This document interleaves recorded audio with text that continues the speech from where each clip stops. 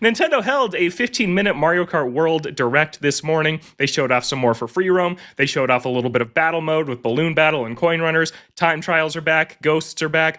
Rob is here. He's a bike now. He's no longer a playable character. So before we get into just some of the finer details of this thing, Jada, what'd you just think of the Direct as a whole? I think it was fine. I think it was more of what we expected in Mario Kart. There are cool little glimpses at a bunch of things that we got to see that, I was already sold on buying Mario Kart. Like I said on previous episodes, like this is the most excited I've been for a Mario Kart since, Double Dash.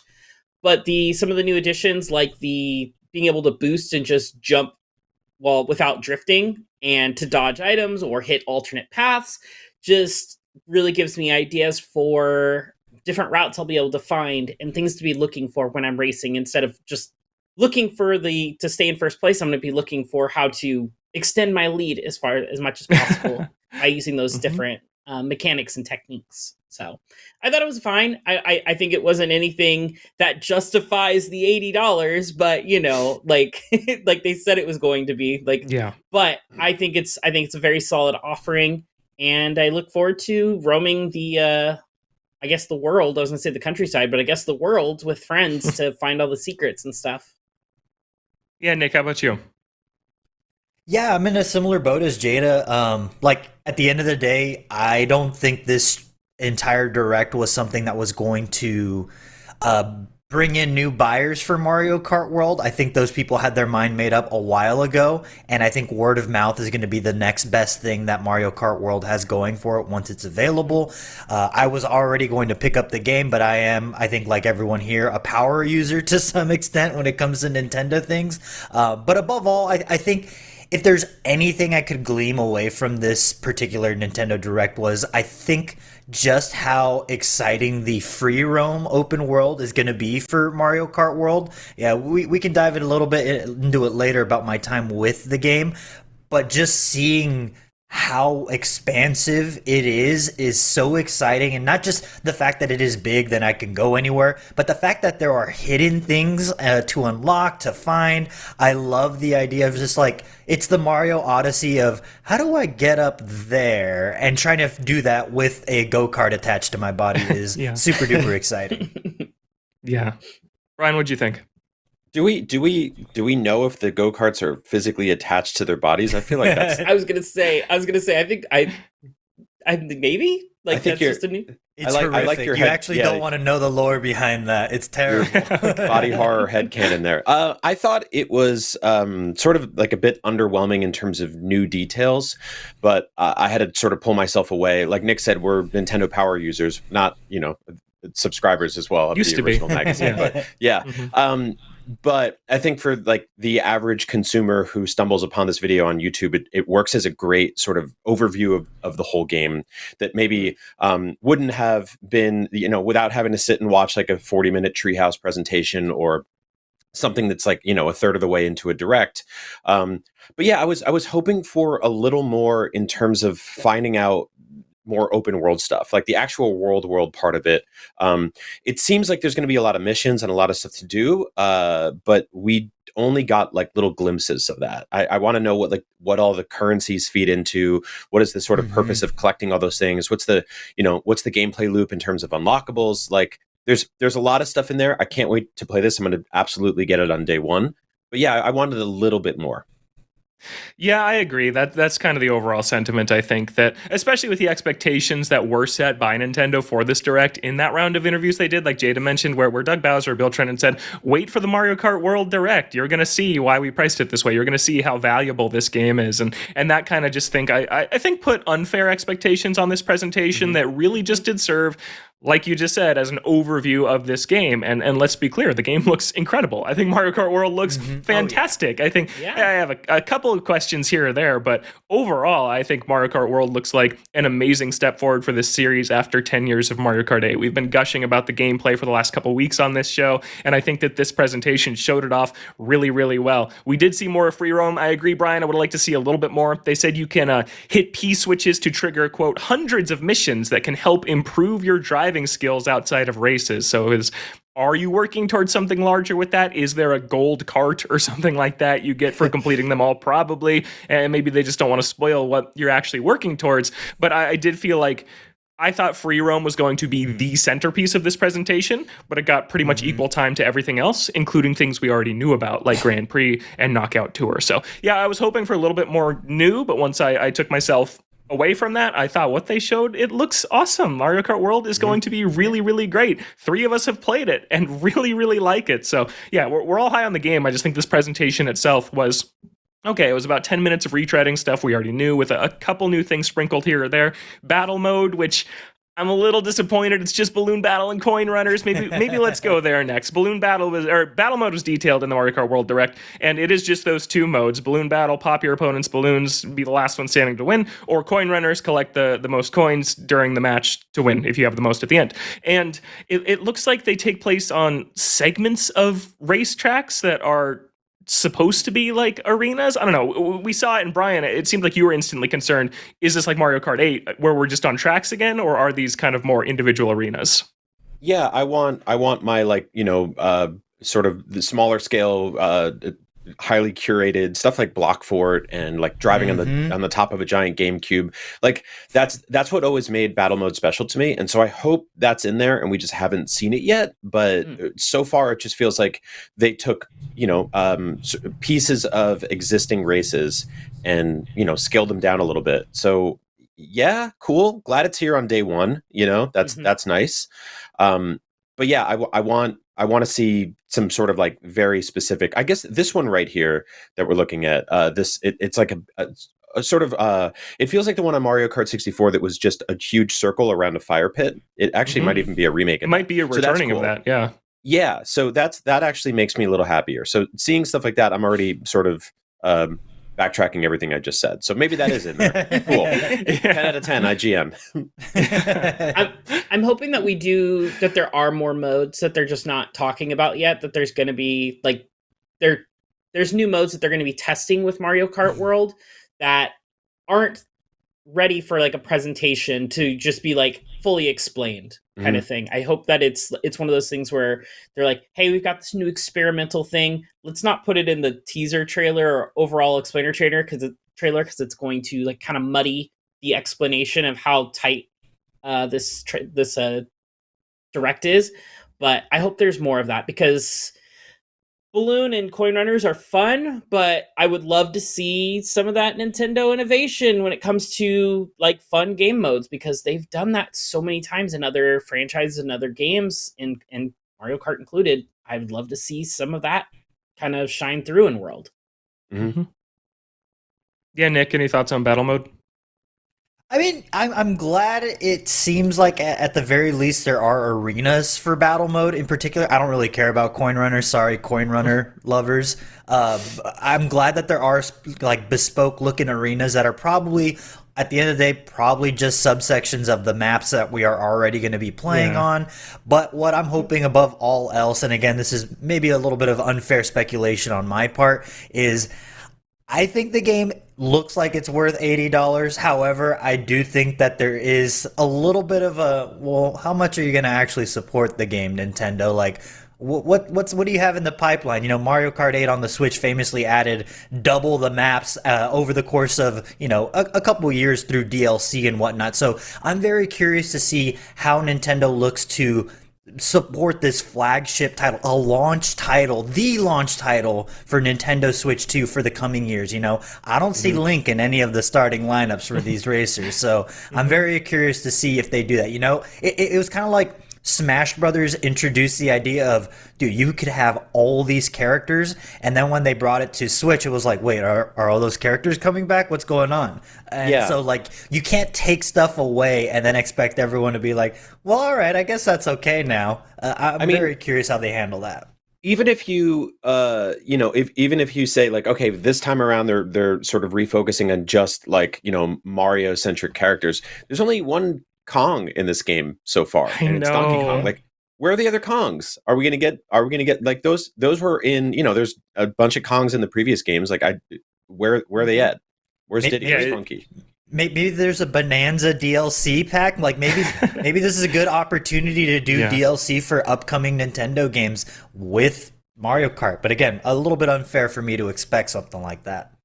Yeah, I think that DLC is a really interesting factor of this because it's not as easy anymore as it was in Mario Kart 8, where you can just plop a new cup on the track select screen, because clearly they're very proud that they've built this entirely interconnected world. It is the main focus of Mario Kart World. And I don't know, are they just going to have a construction site happen somewhere on the world and then a new track pops in on this world map? Are they going to introduce another continent? Because I don't personally see them just adding 8 new tracks that aren't a part of the world map, because that goes against what this game is trying to be. So I think they kind of put themselves in a corner a little bit with DLC, where this world looks like it was incredibly complicated to develop, because you have like 30 tracks on one world map that all have interconnecting highways with each other, and then hundreds of challenges to do in free roam. Like, that is a lot to figure out and map out. I think it's what a lot of the development time went into with Mario Kart World. I don't know how you expand upon that. I was a little surprised they didn't talk about a content roadmap whatsoever. It's generally not Nintendo's style to announce a bunch of DLC before the game is out. They don't want to feel like they're nickel and diming people, and people already feel that way about this game specifically. But even just, hey, more content's going to come, some free updates with new characters, new costumes, whatever. No mention of that at all, which surprised me a little bit, because with the comments about this is going to prove the price point, the price tag or whatever, I thought for sure that part of that was going to be explaining how this game will have a long tail. They didn't do that. That could still come in a future presentation once the game is out and people have experienced it and the dust has settled on it. But I just was kind of expecting that today a little bit, and it didn't happen. I got 2 words for you, Logan, and all of our audience. And, we still haven't seen Rainbow Road. So yeah, they did tease it. They teased it. Maybe there's going to be other worlds or other areas, like Tears of the Kingdom. Maybe we go into the sky for a bunch of reasons. Yeah. It's just The sky depths of Mario Kart elevator, World. Yeah. That's what Okay. Sky or space elevator, I guess. Was that your 2 words, Rainbow. Sky elevator? Because you said 2 words and then you said a lot. Yeah, it was supposed to be space elevator, but I said a lot of words after I said 2 words. Yeah, Then I had space to end up elevator. explaining things. Mario elevator. Mario has cannons, right? Like maybe there's a night world where we, jump into a cannon loading zone and it shoots us into a sky island or something like that.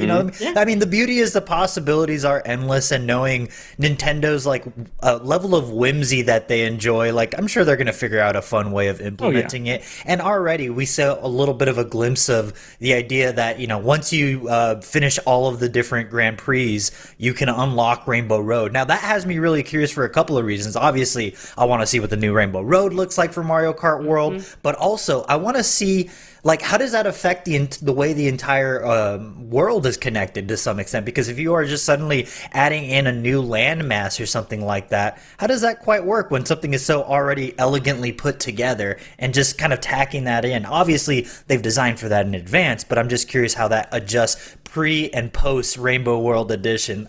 That just seems kind of silly and fun, and I'm very curious about that.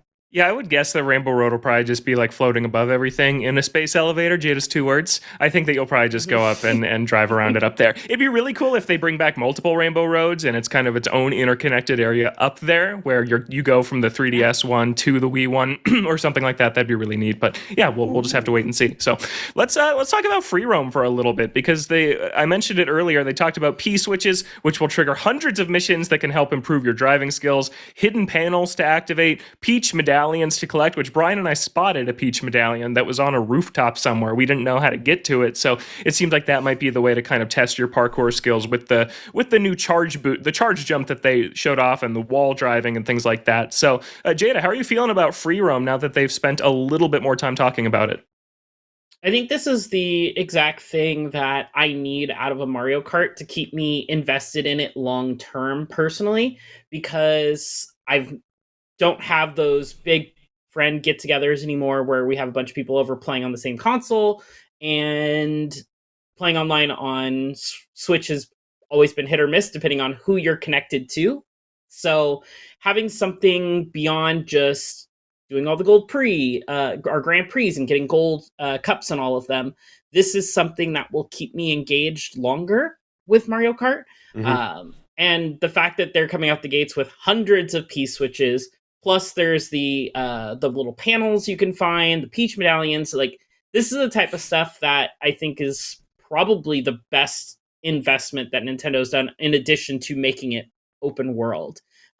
This is the type of stuff that I think if they didn't have, this game would be very lackluster. So I'm very happy that they've got this stuff, and it seems like there's a lot of it. Yeah, what do you guys think? I mean, Wow, nobody wants to jump in. I was gonna say I summed it all up perfectly. That's it. Nothing else to say. Kind of, yeah. Like I do truly think that, as you said, the thing that made this game unique was the fact that it has an open world. So whether or not I have things to do is what is like has me a little concerned about the open world, but thankfully it looks like there's a lot of stuff to do.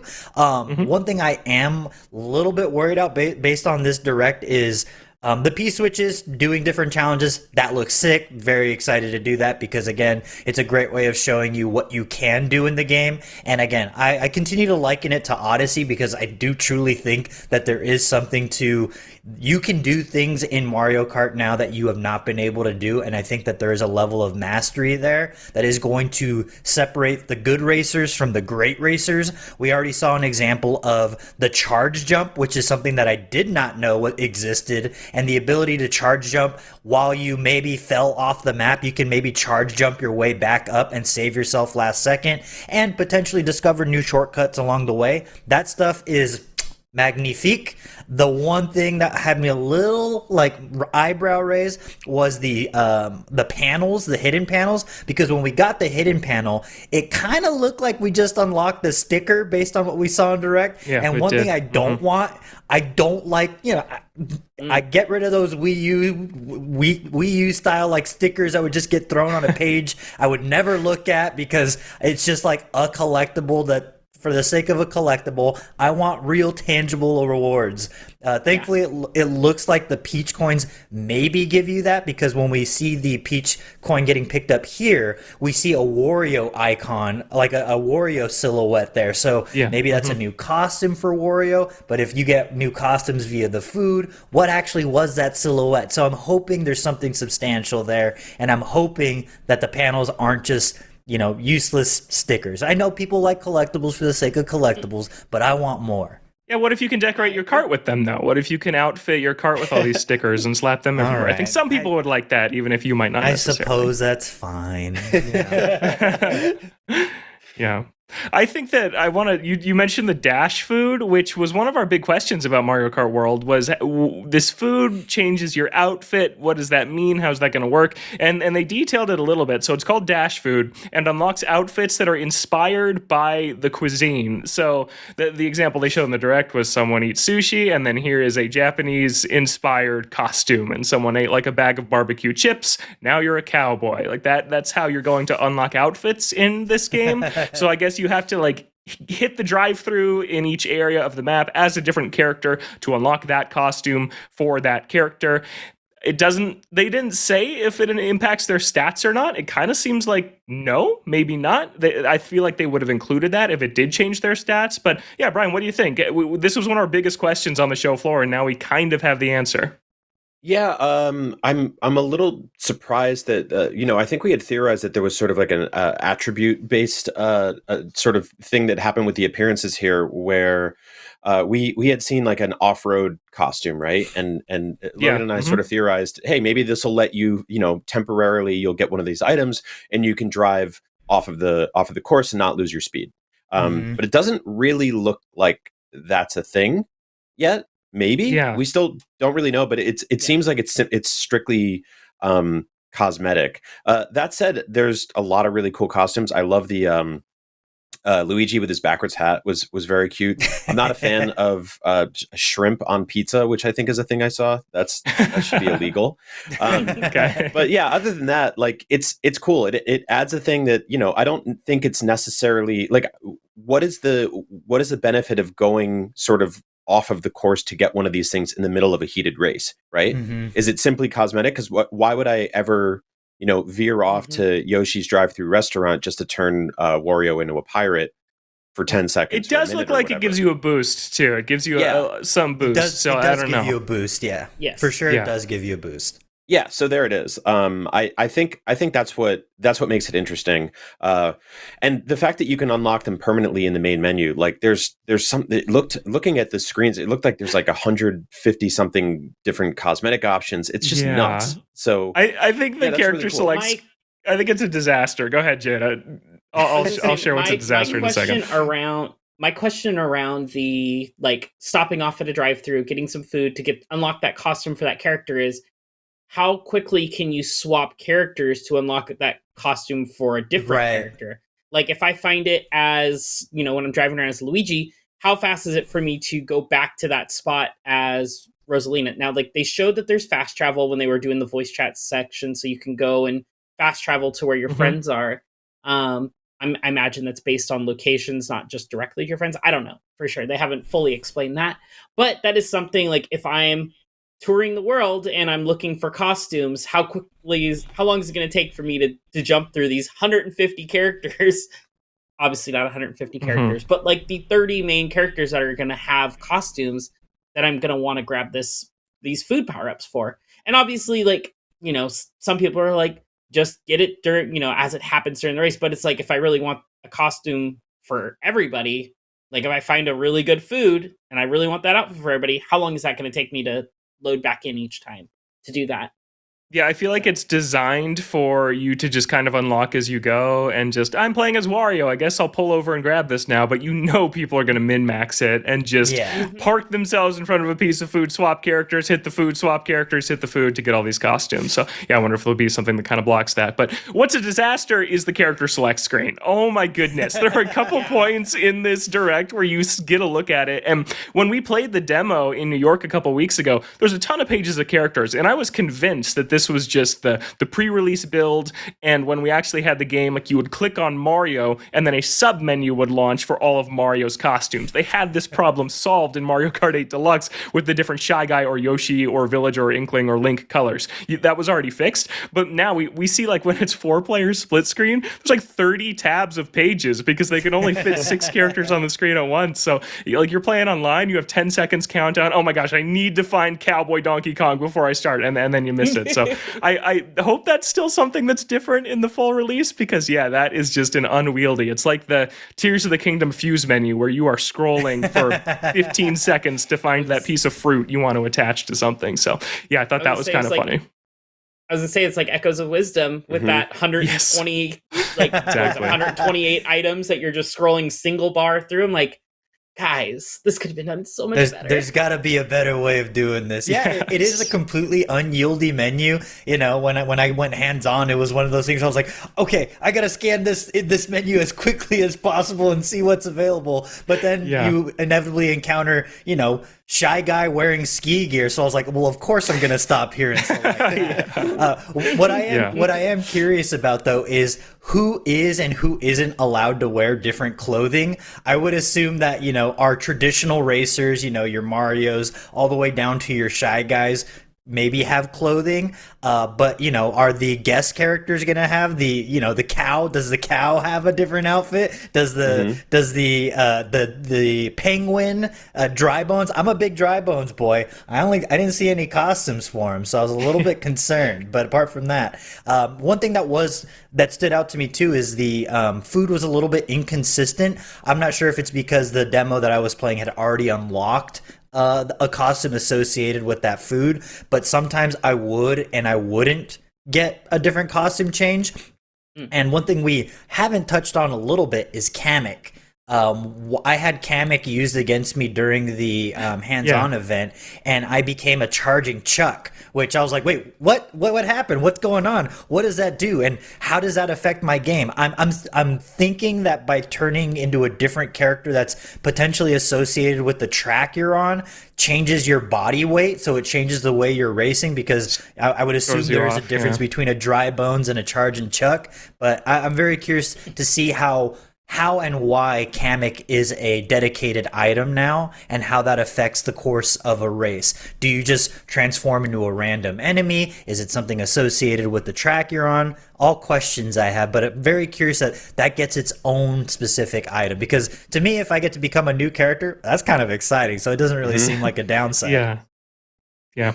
Yeah, we saw in our demo when we grabbed the food. I think we mentioned this on last week's show. We were playing as like a cow or something like that, and instead of turning into a different costume with the cow, we turned into an entirely different character by eating the food. So it seems like that might be something for characters that don't have costumes, but that still feels unconfirmed at this point. But yeah, it's really interesting. There's a lot of new stuff, and I was glad to see some of the old stuff too, because if you are on the fence about Mario Kart going open world, you don't care about the free roam, you can just do time trials. That's back. Ghost Data is back. Versus Race is back. You can do 3 laps instead of driving interconnected between tracks. And another cool feature is you can race between combinations of tracks that aren't featured in Grand Prix. Like if you want to drive between Peach Beach and Dino Dino Jungle, they're across the map. It seems like you can do that in a versus race, which is a cool flexibility feature that they're adding. So yeah, it seems like they are really tailoring this however you want to play Mario Kart World. You can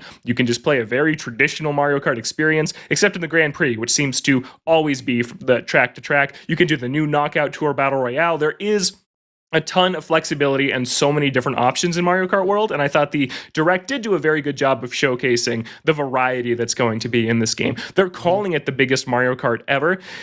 From a track perspective, it's not. There's 96 in Mario Kart 8 Deluxe plus the booster course pass now. But I think if you combine all the tracks, looks like we have about 30 of them right now. You can do different combinations of driving between them. There is the free roam. There is the knockout tour. I can see the argument for this being the biggest Mario Kart ever just because there's more options than ever before. So I thought it was a good show. I'm very excited for Mario Kart World. I just think not as much new as maybe we were hoping for, which is okay. I feel like I don't really have that many questions remaining about this game. I kind of know what to expect when we get this in our hands on June 5th.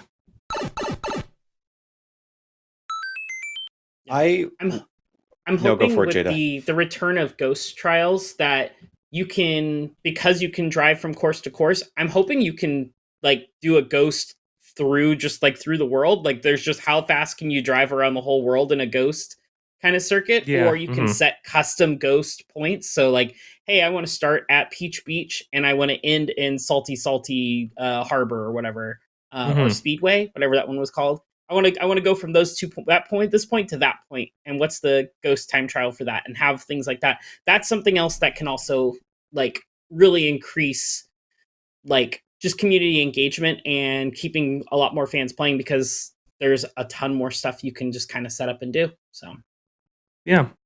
Brian, you were going to say? I mean, sort of big picture here, but I'm going to find everything there is to find in the open world. Like this has been this has been a dream of mine forever. Ever since like Mario Kart 64, I would turn on time trials or Grand Prix and just not race. Just being like dead last and just explore and just drive off road and go different places. And, there was nothing really to do there, but it was just fun to sort of, mimic what it would be like to have an open world Mario Kart. And we finally have that. I'm a little surprised there isn't something more in the way of like a dedicated single player story mode type thing. That's a thing they've experimented with in the past on Mario Kart DS. It's a thing Diddy Kong Racing did like 30 years ago.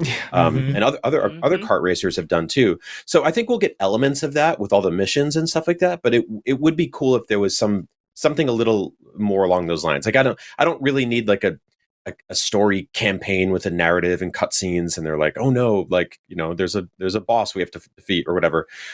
Somebody has kidnapped this or whatever. I don't need all that, but like something that's a little bit more sort of dedicated in that regard. I think that like finding individual missions in the open world and doing them, I will 100% them all, is really cool. But yeah, I'm a little surprised that that's really something they've only done like once, right? And then just never really did it again. Yeah, Mario Kart DS was the only time we've seen that with mission mode, which did have boss battles, and it did have a lot of different things to do and accomplish. And yeah, I could have seen that here, where maybe it's like a progression thing. You need to find 20 more P switches, and then you can challenge this Grand Prix, and then you move on, and then you unlock Rainbow Road at the very end. I could have seen something that had that progression like that. Instead, it seems like kind of a do-it-yourself. You can go look for those P switches whenever you want. You can race whenever you want, which is a fine choice. But I agree, it would have been nice to see more of an adventure mode in this. I think they built this huge world. It deserves something like that. It doesn't seem like they really quite did it, but yeah, I think all that content is still there. It's just all kind of split up this time, which is an interesting take. I'm excited to see kind of how it all plays out.